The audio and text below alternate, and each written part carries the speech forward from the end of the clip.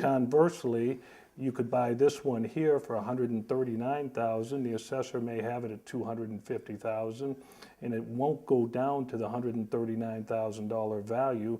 But if his market study shows that that market area fell 10%, then their assessment will fall 10%. But chances are they will then go to the Board of Review, which is a whole nother process, and appeal their assessment at that particular time. Very rare, and I sat on the Board of Review for a lot of years, and I did for the city of Birmingham for a lot of years, and only once in the almost 20 years of doing that did I have somebody come in and ask for their assessment to be raised.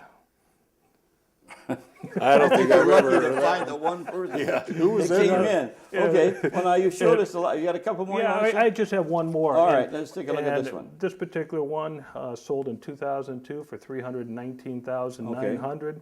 Again, this was a foreclosure, just sold in December of '08 for $139,900 again. A 67% decline or $180,000 loss over that 6-year period. Okay, can't that homeowner come in and say, look, I didn't pay the high price, I paid the low price, therefore my house is only worth the low price, give me a reduction in my taxes? They can make that argument, but this really isn't about the individual's argument.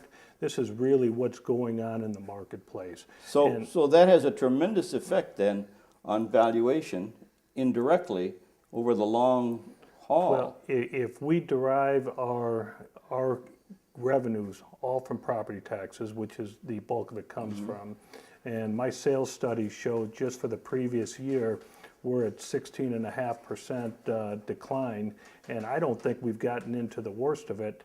That means that revenues are going to be down roughly 16.5%, and that 16.5% has to come from someplace. Yeah, we're projecting, like, for example, our taxable value is about $3.2 billion right now.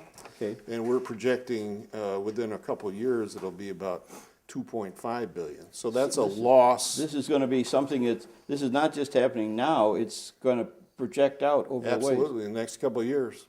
So what you're trying to do now is not only to balance the budget and stay solvent, but to produce a revenue stream in the future that can maintain some of the services we have. Is that what we have? Well, that's what we're looking at, a balance between revenues and expenses. Obviously, we have to cut expenses, we know that. Why don't you just fire maybe 40 or 50 people? Wouldn't that make a difference? Well, like I said, we're going to have to reduce staff by 45 people. Well, if you do that, Tom, then you're not going to have the police protection that you have now. You're not going to have the fire protection. Response times are going to be slower. We just won't have the people out on the road. There's no fat there. There's no extras. There's no fat, Tom. We haven't really added employees at all since 1989. All the non-union employees have been on pay freezes for the last couple of years. Wait, I've got another idea how to solve it. Everybody takes a 20% pay cut. Now, what effect would that have? A 10% cut would save about $1.5 million.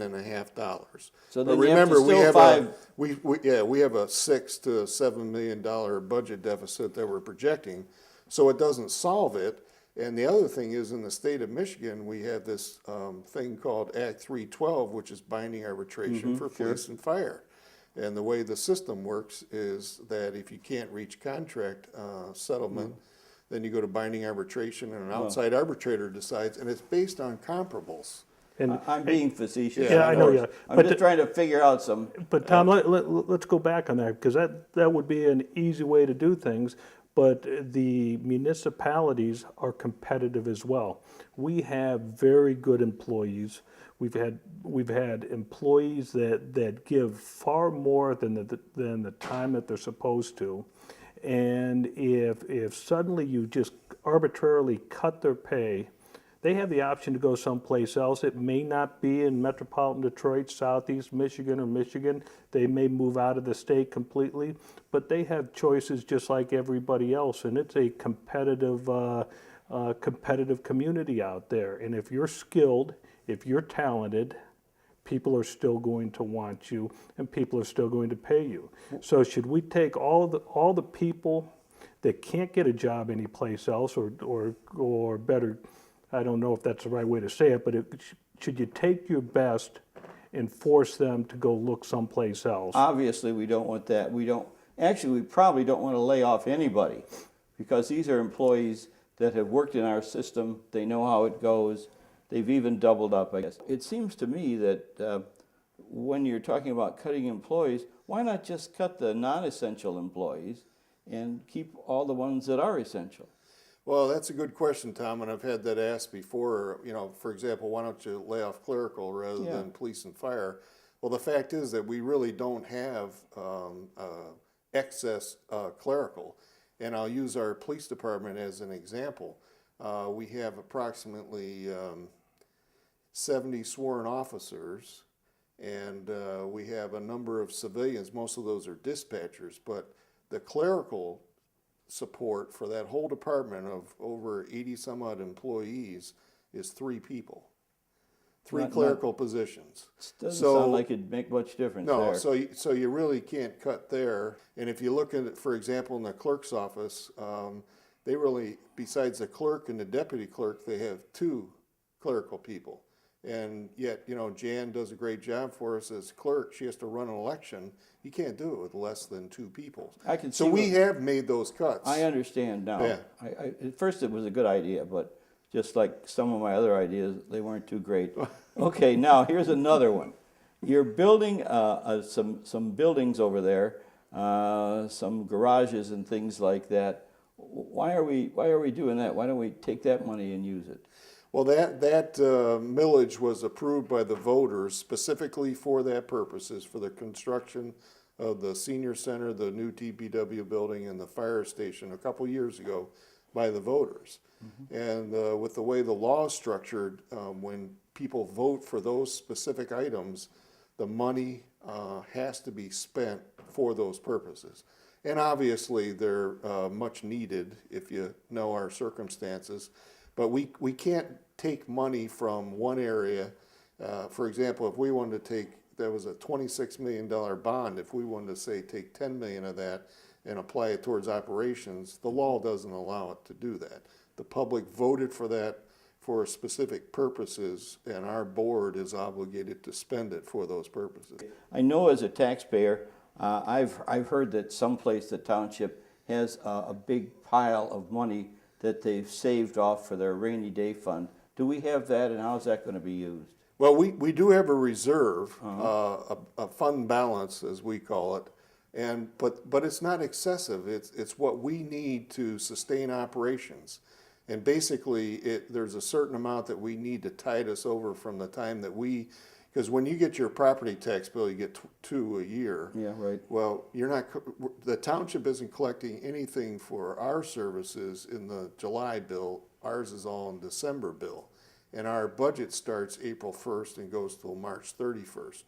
So we need a fund balance in order for us to sustain operations before we make those collections and to avoid having to borrow money, which only adds to our expenses. So that we money- maintain enough to do that, and then understanding all of the infrastructure that we're responsible for, and the bad winters that we have, where sometimes it's necessary, like the last couple of years, to go over budget, and all the other exposures that we have in terms of expenditures. It's necessary for us to keep a fund balance. Now, if someone that's watching this little production wants more information about that, they have a question to come up. What do they do? Where can they get that information? Well, they can either call the township offices, and I'd be happy to talk to them, or Leo and all the other trustees are available. They can also go to our website. On our website is a copy of this strategic plan this 5-year financial strategic plan that we've developed, and so they can get a copy of that, take a look at it if they have any questions, and we certainly welcome their input. And also, we're more than willing, if they have a subdivision annual meeting and they'd like a representative from the township to come out and talk, we'd be more than happy to do that also. Sounds great. And Tom, that's one of the things that we plan on doing, is just having an open town hall meeting with all the subdivision associations. We put that out there already. I hope that we have between 15 and 20 in the next 6 months, and ask the hard questions. Ask us all what we're doing, because being from the inside at this particular time. Mm-hmm. I see where the cuts are coming, I see where the sacrifices are coming, and I also understand and know where we need to go. And that's the biggest part of this, is you have to be aware of the problem. There is a problem out there. It's not going to happen tomorrow. Sounds to me like you got a handle on it, right? We're working on it. Okay, good. Thank you, gentlemen, for sitting down in the living room and chatting with me. It's kind of a different kind of an atmosphere. We're kind of relaxed. I hope I haven't asked some horrible questions, but I feel better about it. I feel that at least we've got a problem, and that our elected officials are taking a look at it, and a constructive look that's going to continue for us to have the good services that we enjoy in Bloomfield Township.